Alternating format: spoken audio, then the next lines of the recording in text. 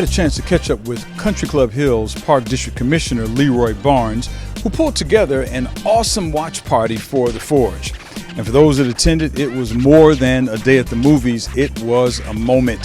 Today, we're talking about the Forge and how it's important to young men and women today. One of my board members from church was sharing with me her experiences watching the movie. And after I watched the movie, I was compelled. It was really heart-wrenching about what this young man was going through, being raised by a single parent mother. Shed no light on mothers, but they do a good job. And he was defiant because his father left. And so this to me was like the average young man in our streets today. They're angry, dissatisfied with what's going on in their lives. So she challenged him to contribute to the household and gave him an ultimatum. And so I felt led to give this movie because I saw that a lot of young men in the neighborhood that I grew up in are going through that same experience. I posed a question to the mayor, is it possible to get Marcus Steele? He connected me with Chris Summers, and Chris Summers in turn turned me on to the regional managers that's over 7 states of Marcus Steele. And I talked to them about it, and I said that if I can get a venue, I had a conversation with my board of commissioners to see if we could sponsor 100 kids. That's what we've done. And it blew up.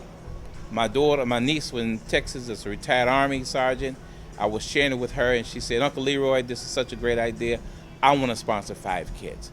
So in turn, I went to the city council, challenged the mayor, the city council, and when the meeting was over, I had other people just flowing, the chief of police and others volunteered to sponsor kids. We sponsor kids up to 180 kids. And so when you have that type of impact, and the goal is that when they leave here, their mindset would be different because it's so important that they have the opportunity to change the narrative of their life if it's going in a negative manner, in a negative direction. My goal is that when they come out of this movie, they would be compelled, they see how a young man changed his attitude and which changed his altitude. He was elevated because of his efforts. He had some struggles, and our young boys have struggles because they're hanging with the wrong crew. And as you know, you can be guilty by association. Basketball is what our kids do, but they must stay focused on their goals and what they want to do in life, because what you do now will depict how you end up in life. Park districts and parks and recs play an integral part in the youth of today. We have to have programs that's going to engage them and get them sparked to want to do something. And if we can get them constructively doing something, they will be viable in the community.